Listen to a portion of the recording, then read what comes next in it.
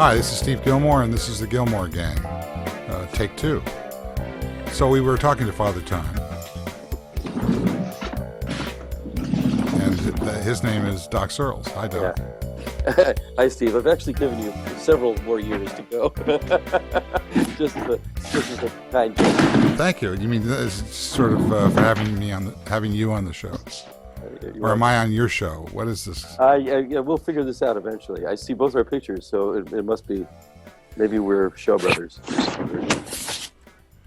Let me just. Sounds like somebody's sitting on their microphone out there. There are a lot of people sitting on microphones out there. It's just not on the show. It's a cheap thrill, but you know. Okay. Also joining us from the Bureau of Imagination is the inevitable Seth Goldstein. Welcome, Seth. Inevitable. Thank you. I often feel inevitable. And from the irrefutable, I don't know where you are, Kevin, but I don't even know where you're coming from these days. But Kevin Marks. Hi, I'm at home. This is my house. I'm in San Jose. Okay, and of course, John Taschek, who needs no introduction. Good to see you, Steve. Yeah, good to see you too. It's been minutes. Yep. Hello, come in. All right, so what's going on today? According to Kevin Marks, he's live now on the Gillmor Gang. Egypt. Yeah, well, let's ease right into this. So is Mubarak out? What's going on? We're not quite sure yet. I think the pyramid has been prepared, and now he's ready to go. No, seriously. I don't know. I haven't really been on don't the know. network, so I don't know. Didn't they turn the internet off there, and they turned off tweeting and a whole bunch of other things? And I saw The internet's off, and then they canceled all Egypt air flights are now canceled. I was there 2 weeks ago, and I'm always a little bit early to markets, so I didn't see any of this coming when I was there.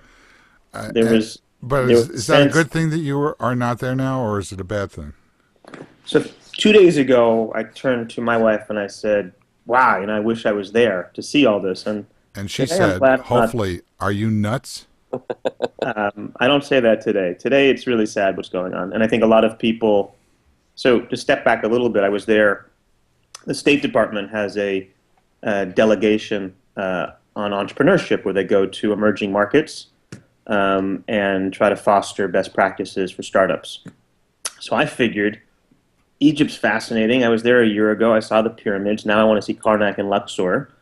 Karnak? So I them up. Is that the Johnny Carson Karnak? What is Karnak? Karnak is down the Nile. It's one of the great sort of old palaces that was built for the kings. Is that the one where they blew up all of the... That was Alexandria. Close.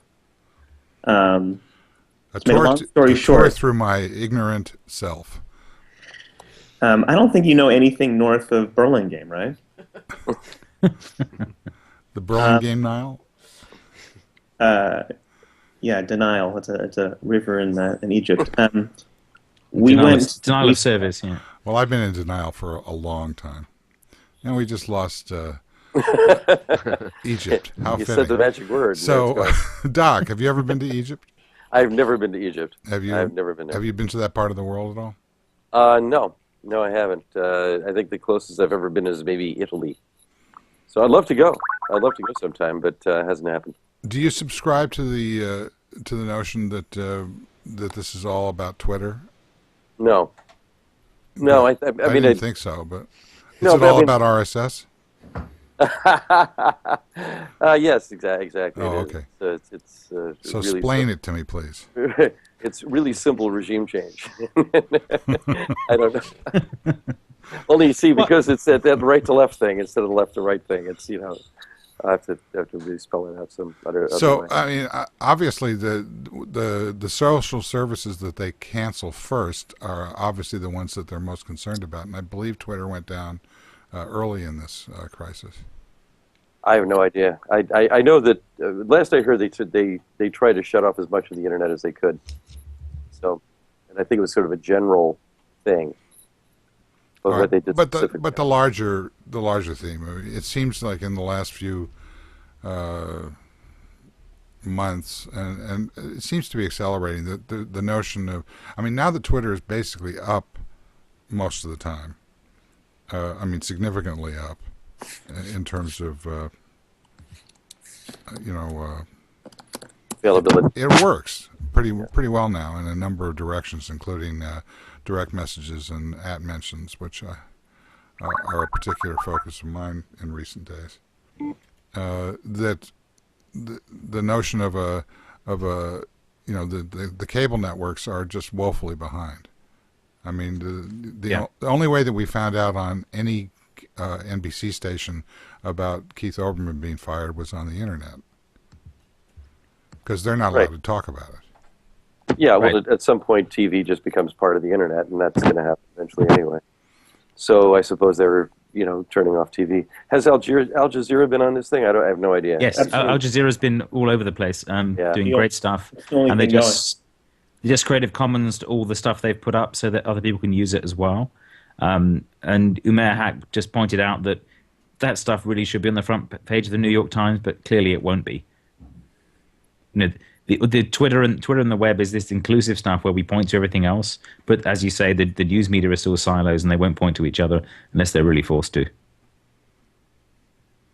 So, John, you got any comments? We have an up and down situation with Seth. He seems to have chosen seconds before the show to upgrade his Skype client. Oops.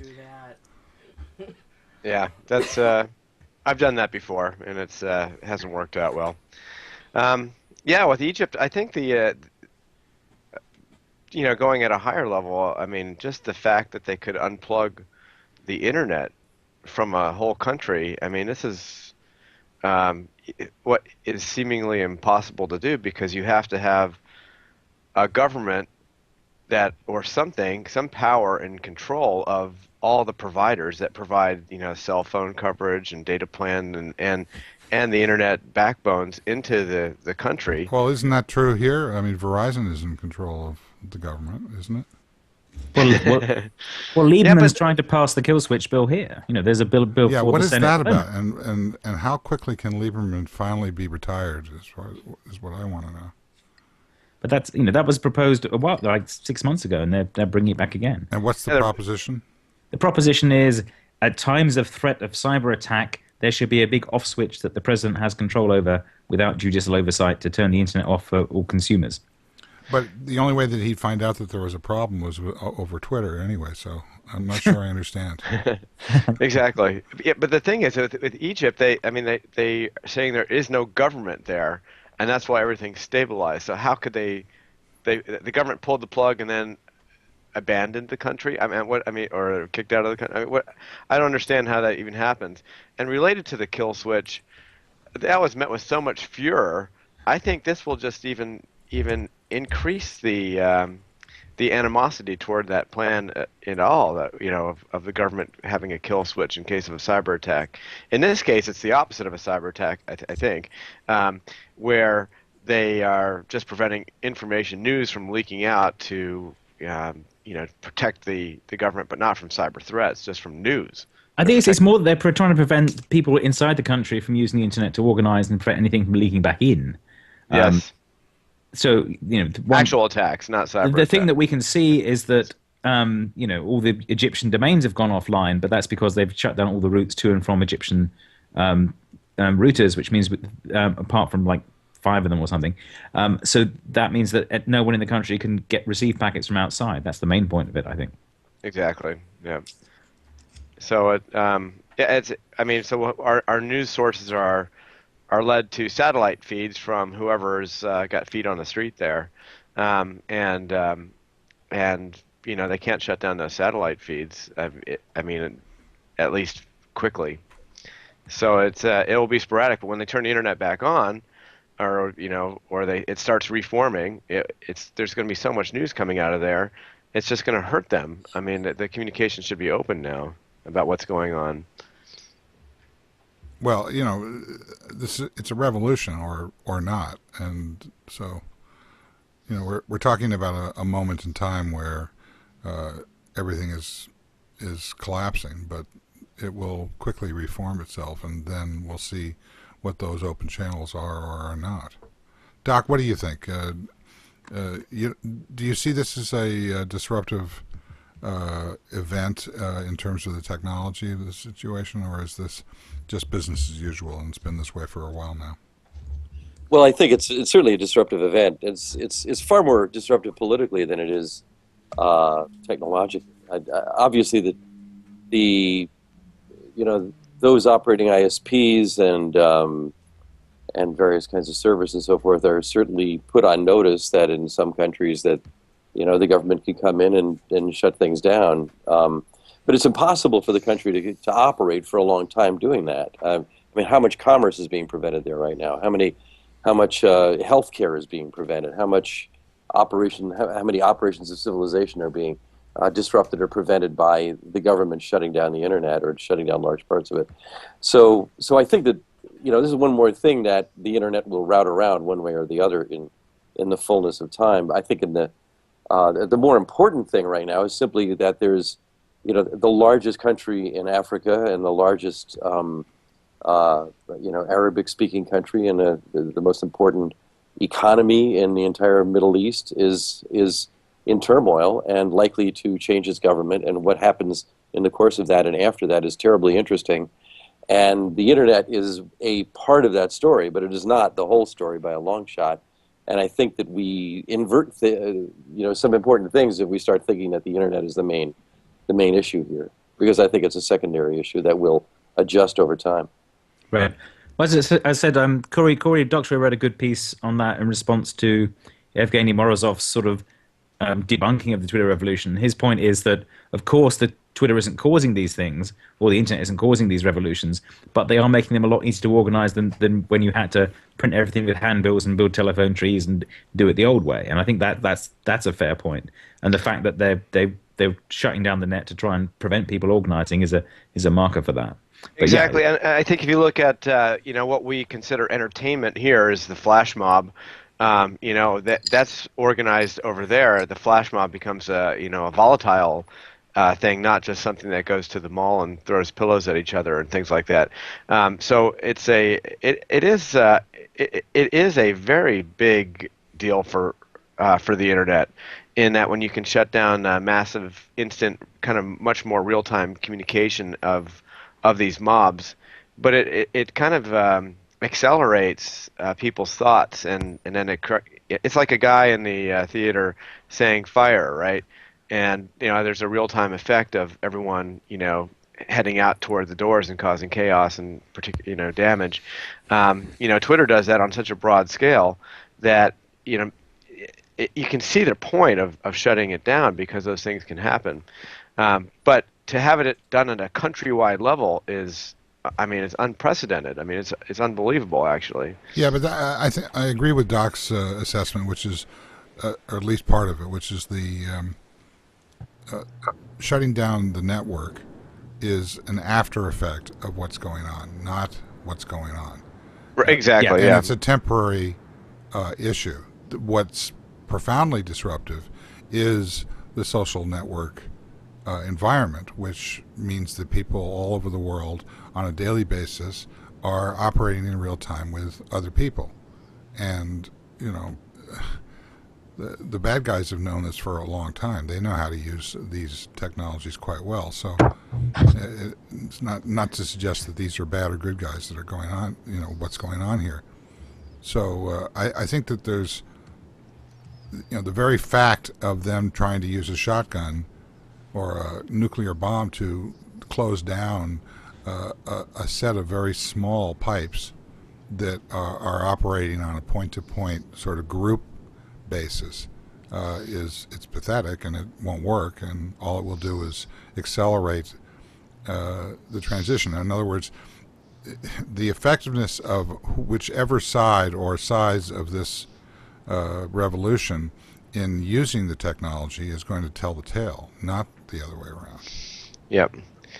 And didn't Tunisia just go through a similar thing? Tunisia was where this first broke out. Yeah, that's the first domino that fell. Yeah.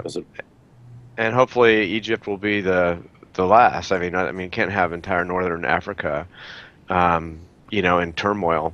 I mean, there's commodities, What do there's you mean you oil. can't have it? It is happening. We're having it. Well, it's two countries. There are other countries there, Not but really. There's Libya. I mean, the last the time oil, I the was oil exposed to a countries. map. Yeah, the oil countries. So Can you hear me, Seth, Steve? welcome back. Yeah, Can you hear me okay? yeah. Go ahead. So just to give you a totally different perspective on Egypt, I was there to meet with, ended up being 35 different startups, and to try to understand what was happening, pre-revolution, as in 10 days prior to it, what the state of the state was. I'm sort of somewhat sick of just there's so many startups here in the valley, and there's so many in New York and elsewhere, and they're all derivations of each other. To say that you're an angel investor or an entrepreneur in Silicon Valley, it just doesn't mean anything anymore. It's just about getting in line. And so when I went to Egypt, it was really precious. There is no, as you can imagine, there's no Ron Conway, there's no Y Combinator, there's no Sequoia. There are early stage entrepreneurs, and then there are big fat bankers who run the Bank of Egypt, and there's actually very little in between. And yet the entrepreneurs having access to the web and access to the internet and having access to computer science programs, I found remarkably sophisticated. So we met about 35 different companies. We chose 3. One is the company many of you may have the app Weather HD on your iPad. It's a beautiful weather application. It fills up the whole screen in a really elegant way. The whole screen starts snowing if it's snowing in New York, and that's what weather you're checking. And they have a team of 10 engineers in Alexandria. They're spending about $1,000 a month, and they're looking to raise some capital. And they have an idea for a new kind of newspaper called Precious Times. I don't want to give too much away. It's a totally novel idea, very different than Pulse or Flipboard, around turning a knob, and depending on how much time you have, if you have 15 minutes or if you have 5 minutes, the whole news and threaded social news experience is different. So another company, a 22-year-old kid building a semantic search engine, was brilliant. And you never do that here because no one in their right mind would build anything in Google Sandbox. We also saw a great hardware company that's building a new kind of microprocessor that computes decimals on a chip, and they were raising money at $2 million or $3 million valuation. So I really sensed that there was not just a hope, but there was real development. And I saw the Foursquare of Egypt, and the Groupon of Egypt, and the Zynga of Egypt, and there's definitely one of those for each one of our companies over there. But there's also a lot of these new original ideas. And the question I have now is, are these kids going to get, I wouldn't say radicalized, are they going to get politicized? Are we going to lose a generation? Well, not this week. This week they don't have any internet. But that's exactly my point, which is, did they put down their code and go into the streets? Or do they stop working on the next rev of their iPad app and instead focus on opening up Twitter for Alexandria? Right? And the question is, what does Egypt need more right now? Well, I want to take a sort of a sidetrack just for a second, because you mentioned Foursquare, and about a year ago on this show, you talked about who was going to be the next person to talk. The big star interview at South by Southwest, and you said it was going to be Foursquare. Yeah, Dennis Crowley. Is it? I'm asking you. You're the one that said this. I still would believe that. I don't know who it is going to be, though. What does Foursquare do exactly? They do. They have this thing called a social graph. Yeah. And I mean, I'm being facetious, but not really. What John and I were talking about this yesterday. That John's theory, of course he can speak for himself, is that the noise seems to be dying down around Foursquare. Maybe it was somebody else that I'm maliciously maligning you. incorrectly. What kind of noise? Uh, you don't see a lot of tweets, random tweets from people that are on Foursquare. I have my own theory about that, which is that people are wising up to the fact that the social model of Foursquare is kind of counter to the idea of broadcasting, where you are to everybody. Well, it's not just. I mean, you usually speak better than I do, but what I was saying was that Foursquare in any internet company, you don't want to have a kind of a bubble graph of how you of the growth or the traffic on it, and it seemed to be that you want to have a hockey stick, right? You want to have just this penetration, you have some stability, then you have more growth, and in this case, it seemed like there was a bubble with Foursquare several months ago, and now I just don't see it that much. It's just an observation. It's not. Okay, so now you've repeated what I just said. Yeah, in a better way. So so I'm just saying, where are the invites? I don't. And so the underlying question that I would have is, and I think it ties back to your Egyptian startup riff, is are home runs the only game in town now? I'm not so sure that's true. I'd say that's the opposite. Yeah, I would. Because I think so. there's. Let me rephrase that. There's probably, at least in the consumer internet space, there's 5 or 10 companies that get any kind of scale where they can imagine an IPO, right? The Zyngas, the LinkedIn's, the Twitters, Facebooks, etc. And then you've got these other companies that are really just features. In this day, so they're features. There's 2 people out of, or 3 people out of Y Combinator. They build something. Google buys it, or Facebook buys it, or someone buys it at a $10 to $20 million price tag. What's dangerous, and I think what we saw in 1999 and 2000, is I think that's healthy. That LinkedIn, arguably, and Groupon for sure, and Facebook are big companies that deserve to be in the public markets. But then a company like Instagram probably doesn't. What happened in the bubble is features become products, become companies way too quickly, and the sort of investing herd and the venture herd kind of forced that to happen. And that's when things get bubbly, and then things break, and bad things happen. Yeah, I don't disagree with that at all. I totally agree, and a lot of these companies that have featured, that you think are features of parts of other things, they have an exit strategy as they even enter into their company philosophy. It's part of their DNA is to have an exit strategy, and they know it. And there's other companies that their part of their DNA is to continue to grow until they're acquired, maybe. Or they take it on their own, like LinkedIn. What I'm just seeing is that the features have to show a growth path in order to have that exit strategy fulfilled in the way that they dreamed that from the beginning. Yeah. So proverbially, it has to go up and to the right. There has to be some metric. But again, I'm seeing something different. Who's that? Is that That's me. Let me go on mute. Okay, thanks. What I'm seeing is a little different, which is that these companies go through, and these startups, they go through, this kind of a curve. They start here, and then they go like this, and then they level off, and then they go up again. And I think we're in a leveling off period right now with a number of these companies, including Twitter, including Foursquare, where their value proposition has not yet been, their fundamental value proposition has not yet begun the climb that is as a result of their stability and their success at carving out a unique kind of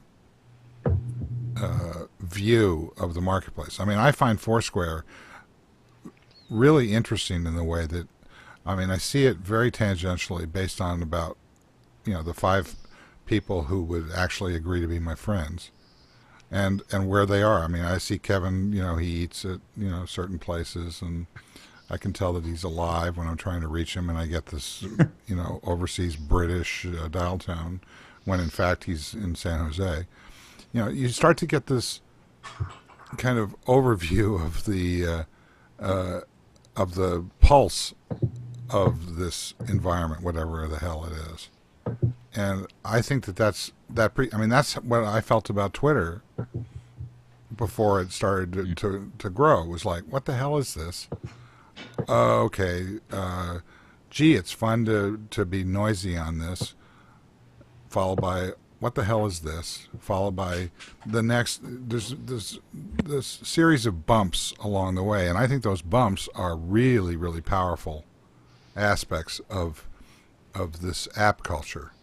And I agree. I think that Facebook had a leveling off one of the first summers after it was venture funded. I think it may have been 2007, where August 2007, it didn't go like up and it didn't go like this. Right? Hold on.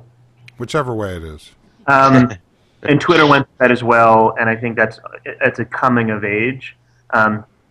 I think a lot of entrepreneurs try to game the system. I know someone who started an online ad technology recently. It's totally unproven, and he raised 20, 30, 40, 50 million dollars for a concept. And I said, well, how do you do this? And he said, well, we're selling the story. And he sort of reiterated a line I know of, which is to say, there's nothing like numbers to ruin a good story.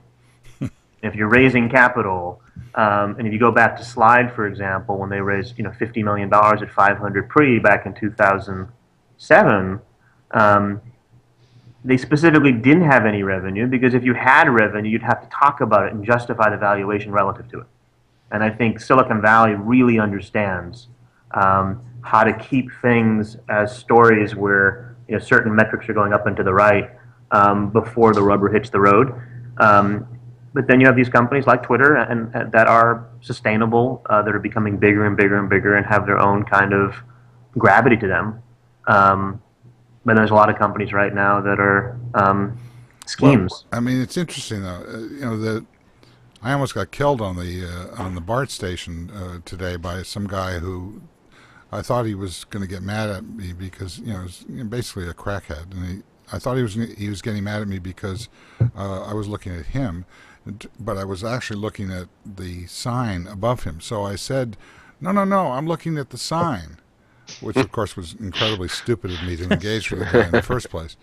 And he says, yeah, you're looking at my sign.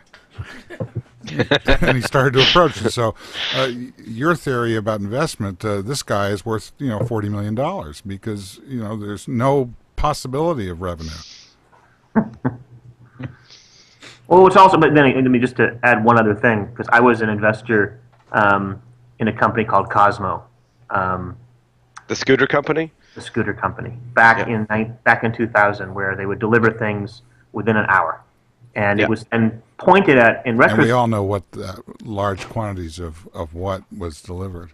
My neighbor bought all those orange scooters. He bought 150 of them at $200 a pop after they closed. They could reboot as a medical marijuana outfit and be in business. They could. Anyway, sorry. You're ahead of your time. So the point was, I mean, in retrospect, people. I mean, I remember being on a call.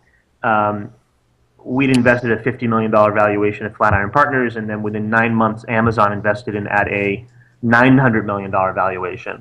And then Starbucks invested, and it was all about getting things to people within an hour without any kind of membership fee or any kind of delivery charge. And we look back at that now and say, what were we thinking? Everything that was being done was to increase the number of users, increase the number of markets, because that's what the investment bankers said we needed to do to go public. You flash forward 10 years, I was in Egypt, I think, and Living Social came out with their get a $20 gift card for $10. And I'm thinking, wait a minute, I've seen this play before. If it doesn't make sense, it doesn't make sense. And all the blogosphere and all the analytics around it were what a great deal for Amazon in terms of customer acquisition costs, and what a smart deal for Living Social in terms of achieving scale.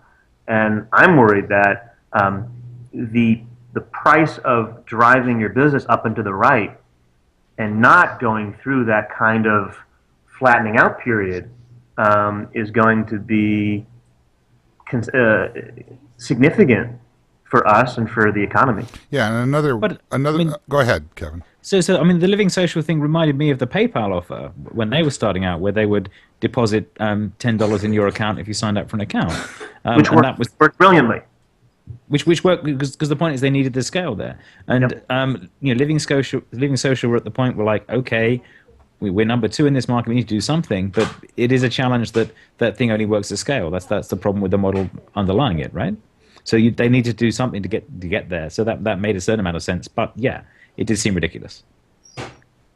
So, Doc, my question is that if there's, it sounds like there's the traditional model, or the current traditional model, which is up and to the right, and then there's this other more bumpy kind of climb that I think the biggest problem with that logic is that the VCs are not prepared to support that in any way. So, you know. What's the question? The question is you know, how do these things get paid for? I don't know. I think they get paid for by promises in the future. I wanted to ask Seth, you know, what is the sustainability model for Twitter? I don't know. I have no idea how Twitter makes money. It's an interesting thing. I mean, I don't know how they do that. We were talking earlier about Foursquare, and I'm sorry I had to pull off for a minute there, but well, it turns out it's a feature, and yeah. Well, I got that it's a feature. I think Seth's right that it's a feature, but I'm not even sure what it's a feature of. And it's been useful to me exactly once, and that was for meeting you in Burlingame a couple months back. Aside from that, I mean, I'm the mayor of the 77 bus going down Mass Ave, and I still participate in that thing. But every offer that I've seen has been utterly useless to me, and not very clueful, and at all. And it feels. And another thing too is I met with some people today who can't hire programmers, and the reason they can't hire programmers is they're all been sucked up by new startups, right? So you know, and if somebody has a fairly straightforward programming job that is not that's not tied to a startup of some sort, it's very hard to find a good programmer right now. So what's that mean? You know, I'm not sure how to put this picture together, except that it feels a little bit like 1998 to me right now. Right. And if you think about 1998, 1999 was 10 times as inflated before we got to 2000. So I completely agree with you. We're not there. We're not. I mean, Demand Media's IPO. I mean, I was going to tweet. I mean, you remember EarthWeb, right? Oh, sure. Yeah. So EarthWeb and then theglobe.com. And now we have Demand Media and LinkedIn. And they're very different, but they're both canaries in the coal mine. And what the botched Goldman, you know, Facebook financing said, among other things, was large institutional investors are dying to get out of bonds. They don't trust China anymore. They want to put their money in growth, but they don't just want dividends from GE. So if you give them, you know, fresh young meat that's generating, you know, a lot of revenue growth year over year, they will take all they can of that. And so the smart, the savvy, you know, mercenary entrepreneurs, I mean, there are some great, I think, generational companies from generational entrepreneurs like Reid Hoffman, like Mark Zuckerberg, like Mark, like Evan Williams and Dick and folks at Twitter. But then there are 40 companies that are doing it for the wrong reasons, that are lining their IPOs up to take advantage of the kind of froth in the market. Yeah, but what's the? I mean, looking at it from a higher level, what about these 40 companies? No, seriously. I mean, if you're counting on those 40 companies, you got a problem. But is that? I mean, I want to hear. I also want to. Doc was talking about, you know, why is it so hard to hire engineers? No, I get that. But he also asked the question, which is, what is the business model of Twitter? Right. Somewhere in between those two questions or points is a lot of value. I mean, I see in the media. I'd ask, does Twitter need a business model right now? Well, first of all, they're starting to make money. Yeah. How much? How? And how? Didn't it? $100 million, $200 million. 100.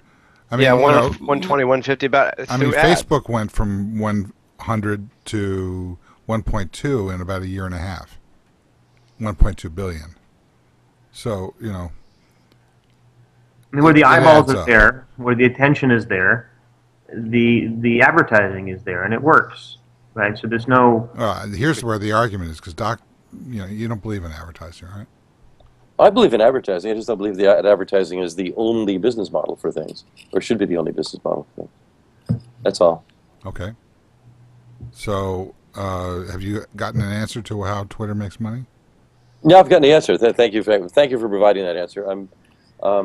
I mean, technically, they make money because they charge advertisers to promote tweets into people's streams, and they charge advertisers to become trending stories. All of which seems to me is, you know, are very little. Yeah, they're money niche. Yeah. They're cream on the, you know, on the Right. top of whatever is supposed to actually happen there. But I think, like all of us, you know, at least for me, in the last 72 hours, I mean, we all have Twitter moments every so often, but I felt in the last 72 hours that Twitter swallowed the value of 20 different newspaper operations or news organizations. Well, I mean, if I had to choose between Twitter or Al Jazeera, The Guardian, The New York Times, and CNN, and, you know, name 15 other sites, I choose Twitter in terms of satisfying that need for real-time information. The challenge is a lot of what Twitter's doing is linking back to those sites and linking back and forth. linking back to the so-called mainstream sites. Correct. But you know, there have been a bunch of tech stories in the past couple of weeks, which where the mainstream had no role. I mean, that, you know, not at the beginning, not at the end, not in the middle. I mean, that it was being carried by Twitter and mostly Twitter and a little bit of Facebook. I think to be the fair, Eric Schmidt story, for example. You know, the mainstream media a day later had some context around it. The Wall Street Journal had some, you know, information that wasn't widely published, but you know, for the most part, the people who were part of the story were leaking to their friends, who were then putting it on Twitter. Sorry, Doc, you were saying? sorry, my phone rang again. I was trying to turn the thing off on it.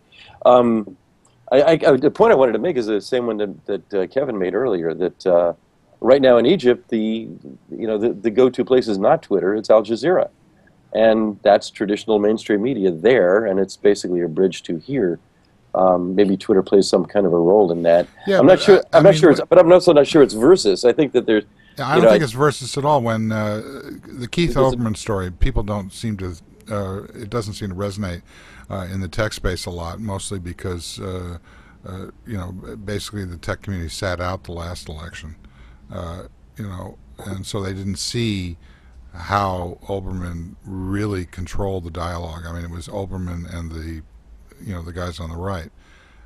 But as this went down, and it was clear that there was this big shift coming at MSNBC, which means it was a big shift at NBC, and that there was this combination of events that were taking place, which most people saw as being an indication of some sort of skullduggery, namely that Comcast received approval to buy NBC at the same moment. So those two things were conflated together. But that conversation broke out on Twitter, went to the blogs, and went back to Twitter and stayed there. For whatever reasons, the cable networks, I mean, first of all, NBC employees were not allowed to talk about it. So they immediately destroyed their credibility as a news organization by not talking about one of the major stories of the day at all for 3 days. In fact, I think I saw something in the Journal about how they're not allowed to talk about it for some determined amount of time, which they're not allowed to say how long they won't be able to talk about it. Sounds like Egypt. It is. Okay. Yeah, I mean, it's a dictatorship. That's what those companies are. Yeah, but I mean, That's what they do. those rules are laughably circumvented by Sure. Twitter. Yeah, I mean, to me, the more interesting thing is that there's been a symbiosis between Twitter and news organizations ever since the fires broke out in California 3 years ago, and Twitter became an essential part of every news That's how operation. you found out that your house hadn't burned down. Yeah, no, I was there, but for one of them when it didn't burn down, but for the second one I wasn't. But actually, what I was listening to mostly was mainstream radio, and I would feed things back on Twitter because I was probably the Santa Barbarian that had more followers than anybody else on Twitter at that time, and so and it's these little micro community clouds that are, I think, the dominant form of economic activity moving forward, at least until they merge, as you're suggesting, with some of the mainstream guys. I think what's going on is that we're improvising. We're all improvising, and Twitter's a wonderful tool for improvising all kinds of stuff, and that's in part what's made it so valuable. The sort of open-ended way it was designed in the first place, the way that we could add value to it. It was a great, simple, straightforward design, and Evan Williams has talked about that a number of times. But it also seems very provisional to me. I feel like, tweeting is the but that's like saying that my point is that all these things are the larval stage of something else. But that's always true, isn't it? The fact that the maggots are living in the corpse of NBC is an interesting fact. Okay, thank you. You got to the maggots. The maggots mean. Just want to get that little idea in your mind. No, I appreciate it. I really do. I don't have anything else to fill up my mind, so except I'm not going to name the song that's been going through my mind, but I would like to go out and kill large swaths of 1973 on. About 10 years there where the record business... The old music producer comes out here. No, it's we all have the pain about this. I'm not going to get into it. Taschek and I have these conversations about, what do you think of blank? And I'm not going to say any of the names because you will be forever tethered to Three Dog Night, for example. Yeah. What's a Four Dog Night? Is that more interesting or less interesting? I think it involves Australian dingoes. I don't know. Well, to push back a little bit on your thesis that that this is in the larval stage,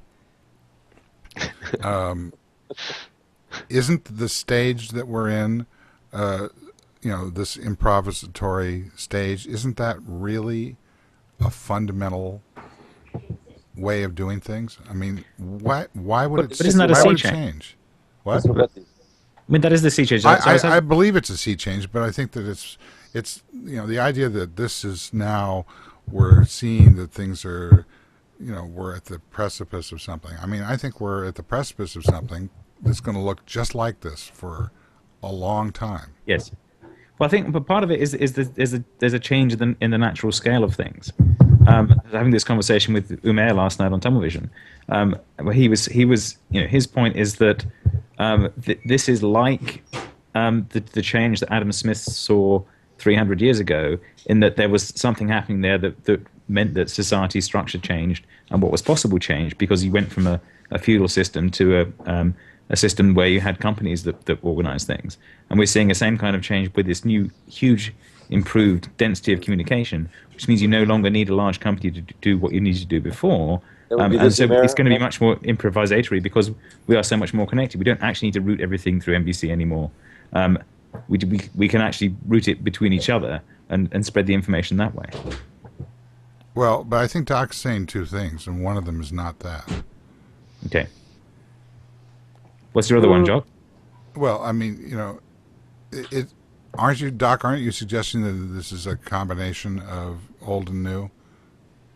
Oh yeah, everything's always a combination. Okay, of old. So it's and it's I not think like we just, NBC is my dead. point is, I think we make the mistake of thinking that the new is permanent, or that the new is a complete replacement for the old, or that the new precludes the next new thing, and it doesn't. I mean, there's blogging did not preclude tweeting, and tweeting will not. Well, but preclude RSS is Right. dead. I mean, I just want to get that. I know. make Yeah, that clear. Okay. have to keep bringing that headstone up if that's what it is. Yeah, I mean, I think Kevin, you were talking about Umer Hawk's Capitalist Manifesto, the stuff he's talking about now. His Yep. new book. I'll do a little product placement for him there. It's a good book, by the way. And I I never don't know if anybody understand what he's followed talking about. Alex Bogusky's new thing, the Common. He's come up with a new thing that's very. It's important to me because he says that people are saying it's very VRM-like. But I don't know if he wants to bring that up or not. Is it? I don't know if it is or not. He's very VRM-like, I believe, is what he said. Yeah. I think Umair's thing has elements of that in it. That's part of the point, is that there's Yeah. a change in the structure of power, and we need to think about how to. Okay, take it so about. where's He's that got- change? Let's test this theory. Who's now in power that wasn't before? Individuals. You know, more power is flowing or originating with individuals than had before, and that includes employees. It includes anybody who wants to participate in anything. That's a it's a rather big change, and it's just. But starting. in terms of the business community, empowering and being able to tap into individual contributors, or whatever you want to call it, is an opportunity. It's a goal, but people haven't figured out how to do that very well yet. Well, I think How much power is there in untapped disruption? It's huge. It's huge. I mean, we're just beginning to see what can happen. So give me an example. With Twitter. Well, so Twitter's a perfect one. I mean, all kinds of people are in a position to So to now contribute let them something. people know what they're having for lunch. Anyway, of course, much more happens than that. I mean, the substantive stuff that happens is I know, but I'm looking for some ROI here. Give me some real social media ROI. Well, ROI on what? I mean, Good there's point. there's a people are able to do things they couldn't do before in big ways. I mean, that's what tweeting's about. That's what blogging was about before that. There's going to be something after this, and it's going to have to do with much better use of cell phones and smartphones and location and all kinds of other fun stuff that hasn't been So in done other yet. words, So Foursquare is I'm not very just a excited feature. about what can be done. It's just that I think not that much has been done yet. So Foursquare is not just a feature. It's somehow, you just mentioned location. That's important. Yeah, I just think there's so much more that could be done there, and I don't think Foursquare is the one to do it. I don't know what Foursquare is hunting for at this point. I guess it's pre-IPO valuation and ad dollars. I'm guessing that's what it is. Okay, But, so all right, let's. But to me, Foursquare is not the paradigm. I think the paradigm is being able to have some service that's useful to you and to others, know what you are and what you're doing, but not in a way that's just trying to take advantage of your willingness to spend money at some point in time. I think there's more to it than that. To me, that's what's so big about Twitter. It's not like Twitter's not trying to make money off of everything I do. I don't have a sense of that. I have a sense of that with Foursquare. I don't Seth? have that with. Yes.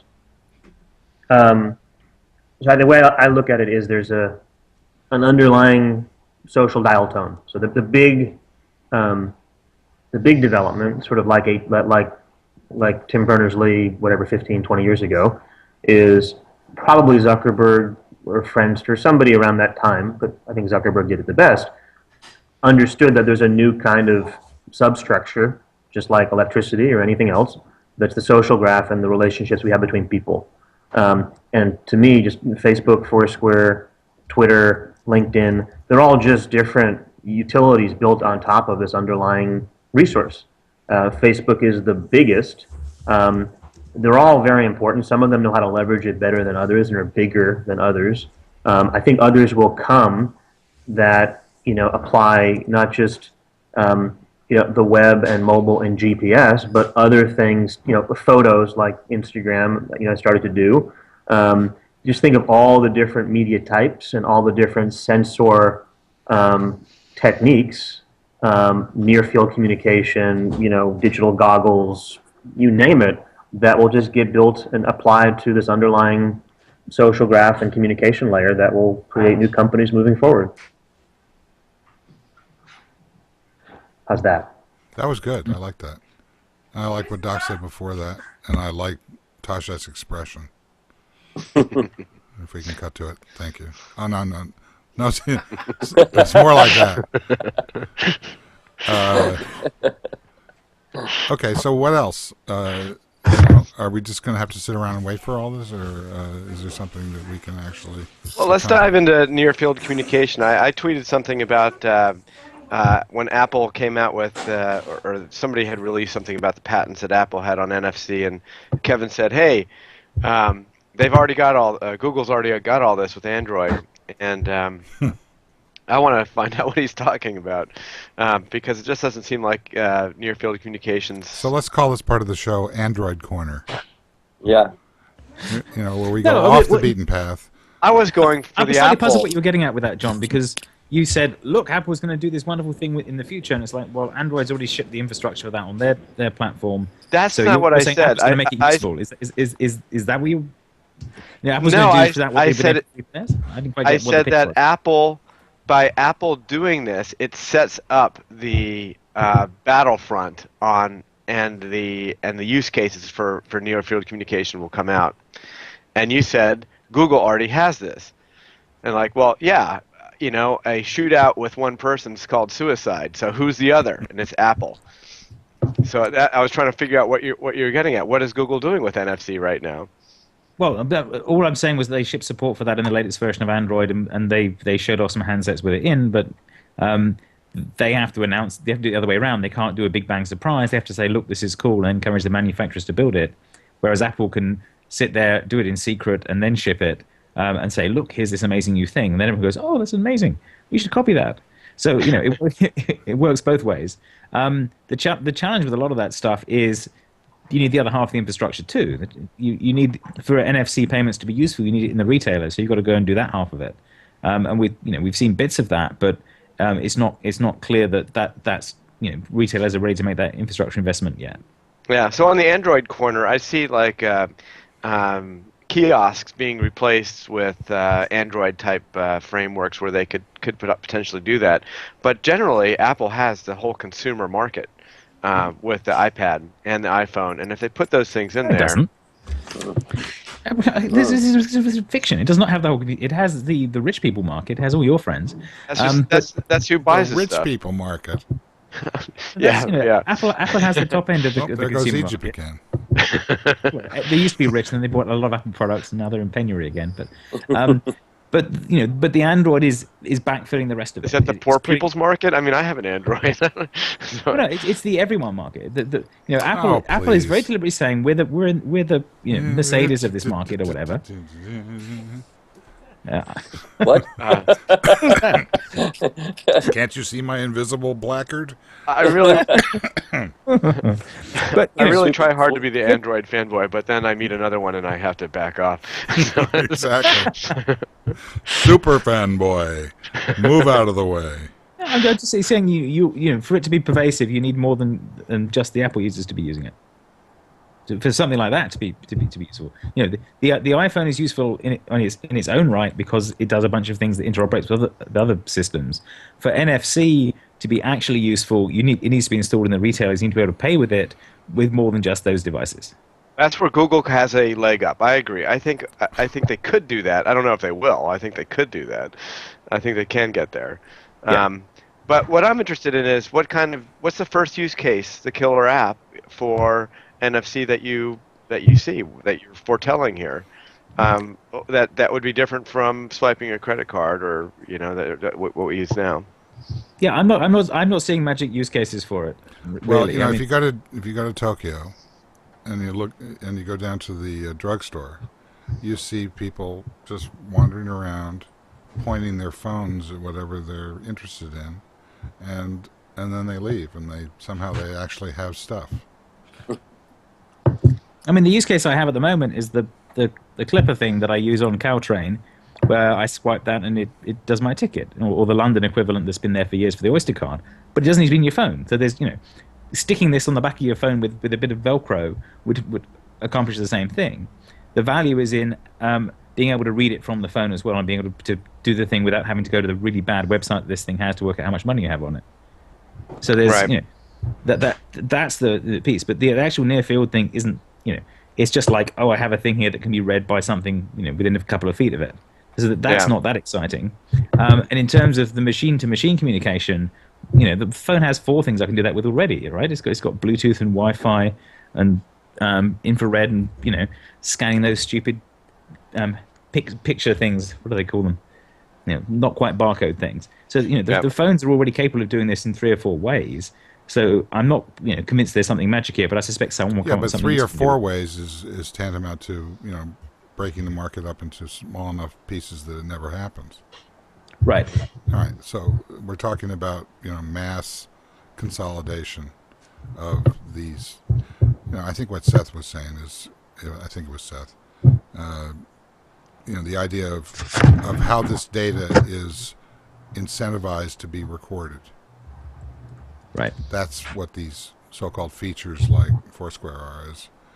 Is adding metadata around the envelope of where am I. It's like where am I, and also what's interesting based on what I'm interested in, what's coming in from my network of my cloud of ad mentions, basically. There is something very weird about the coffee shop knowing who's there with a signal path that involves a satellite in geostationary orbit. Certainly, it would make a lot more sense for these devices to detect something nearby. But we patched it up with what we have.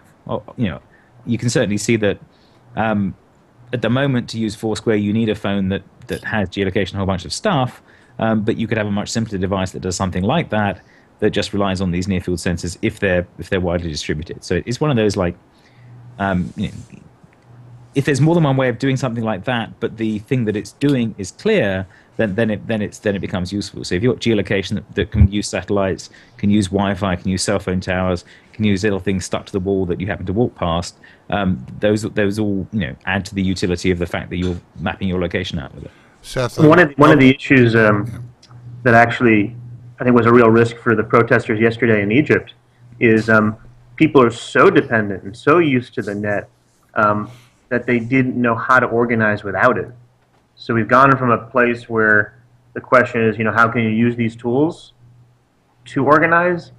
We have the flip side challenge, which is how can you not use these tools to organize? One of my friends, he's over in, I think he's in Indonesia, and he spent a lot of time in Afghanistan doing IT consulting work for the government. And what they put in place to prevent against the internet going down are Wi-Fi routers that just use Bonjour to connect people, so that there's no requirement for any kind of internet protocol. Well, I think, these outages are just transitional. What do you mean? I think outages of Webtone are transitional. I don't think that there's a lot of need, ultimately, for people to figure out how to be able to live without the net. I think the net is always up. Implicitly, 404s. If China, they're doing fine. That's just a closed market. That doesn't mean that they don't know how to use it internally. I guess my point is that the Chinese, if there's any, I don't want to mention China per se, but if any other, given what happened in Egypt, if I'm a dictator or if I'm running an authoritarian government, I'm going to learn from this that when my people revolt, I'm going to really plug the internet for good and do it quickly. Right? Well, it sounds like this is really simple dictator school. Like school of rock. It's like school for dictators. Dictators for dummies. By Hosni Mubarak. Unplug the internet. Right. Step 1. It worked for 30 years. Yeah. Well, I was going to ask you, Seth, of the startups that you were communicating with them, what percentage in Egypt of startups were fundamentally producing for Apple, Android, anybody else. So there's a question: what percent were mobile versus? No. I mean, I think that we're in the throes of OS 10 becoming based on the iPad and then filtering out to the Mac. So I don't. If you want to bifurcate into iPad and So OS 10, I didn't fine. see. I didn't see any. I didn't see any Android-specific applications. I saw a team out of Google who was doing the Foursquare for the Middle East. I saw this one iPad developer that was excellent. One of the big issues in Egypt is wireless payments. The Amazon of Egypt, given the fact that it's so hard for people to get credit cards, it's actually all cash on delivery. So you get the package delivered to you and you have to pay on the spot. So there's a couple companies trying to solve that. I saw some hardware companies, pretty broad mix. We're actually going to have, assuming the visas work out, 3 of the finalists that we chose. We're supposed to come through San Francisco and Silicon Valley in a couple weeks. Spend some time at Pier 38, meet some companies. It would be fun to do a Gillmor Gang session with them. Well, if we're not taken off the air by Well, that's in Egypt. Some evil dictator. Yeah. Okay. Once around the table, and then we'll call this history. Let's start with Doc. I was just looking at Egypt. Noise is getting out of there anyway, which is an interesting thing. I think the most interesting thing. Mubarak is talking. Well, Mubarak is talking, but they're watching a Mubarak statement. I'm seeing. Where is he? Is he in Egypt or is he at Jan 25 Voices? JAN 25 Voices. Does he have guards behind him? I assume he's in Egypt, or maybe he's like the Wizard of Oz, and he could be anywhere. I don't know. But I think that Egypt is the most interesting thing happening in the world right now, and technology is part of it. And if it were happening 4 years from now, it will be different. And if it was happening 4 years ago, it would have been different. So we'll see where it goes. Kevin? Well, I think having multiple alternatives is always valuable. I think we're routing around an internet outage by using a satellite channel because it's really, really hard to shut down a satellite. But it's really expensive to put up a satellite, and it doesn't really work for the two-way communications that that would hope to organise the people there. So it's interesting to see that we've got these many different channels that end up becoming complementary, and it is much harder to shut down any of them. I think that's the important message we're seeing here. And more specifically, it's very hard to shut them down in a targeted fashion. They're either all off or all on. Right. Yeah. John?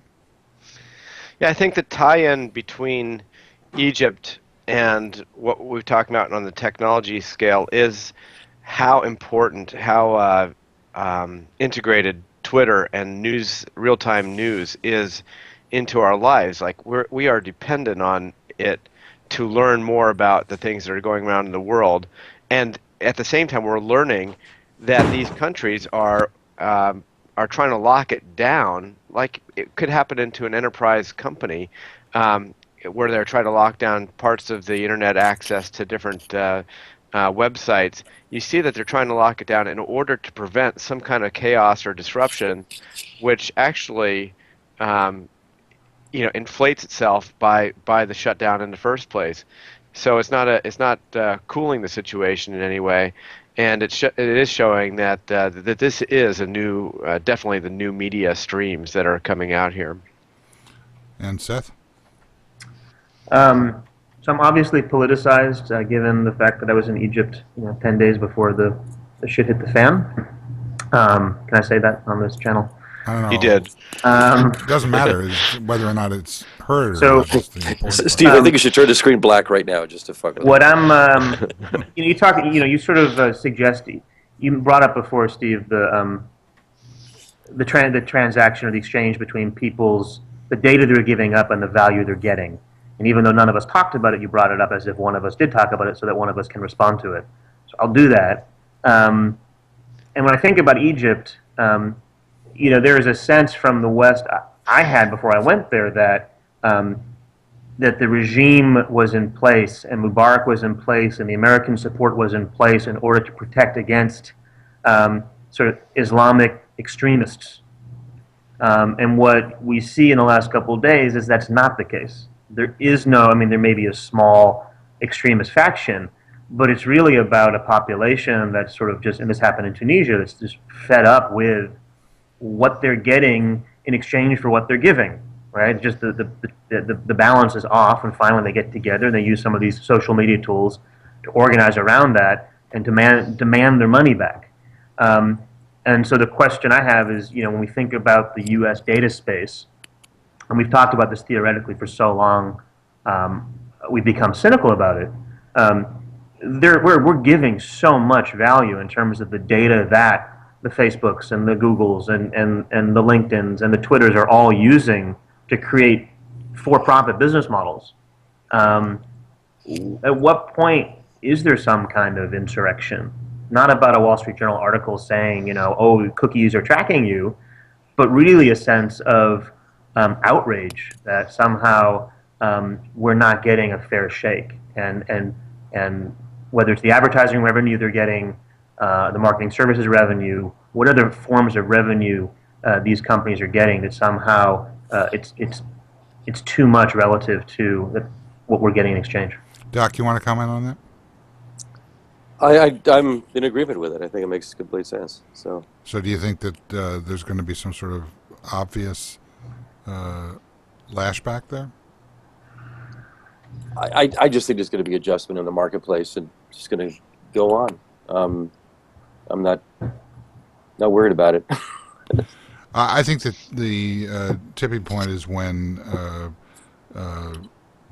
people realize that the tools that they have right now to be able to mine the value of these networks are immature, and when they somehow band together to be able to create those tools or services, that this is going to break wide open. And I think that's happening right now. They're not only immature, they're bad.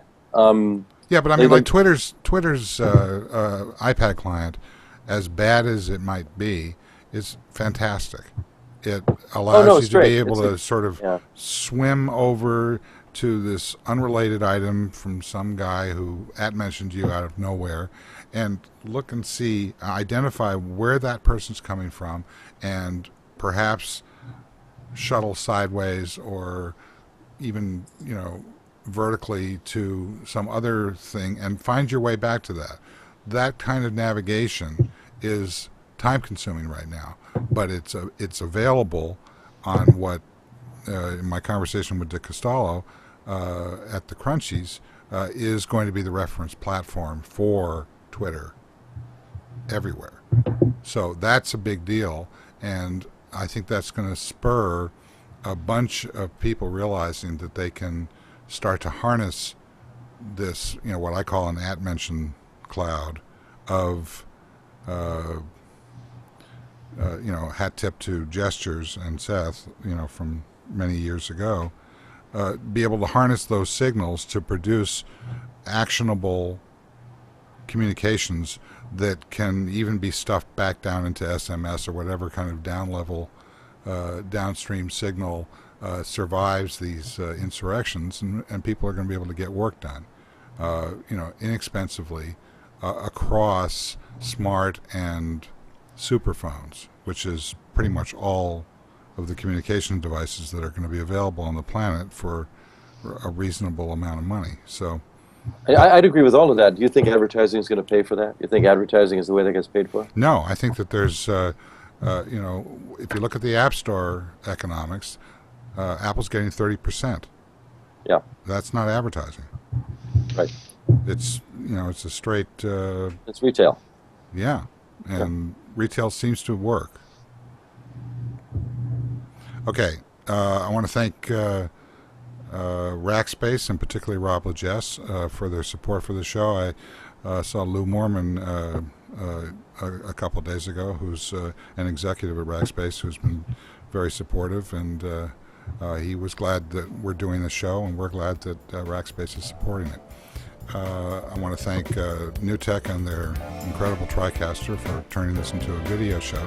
I want to thank Tina Chase Gillmor, who is the producer and director of the show. And I want to thank John Taschek, Doc Searls, Seth Goldstein, and Kevin Marks. I want to thank everybody who showed up, and especially those who didn't, or who were disconnected arbitrarily from the network. See you again next time. Bye-bye.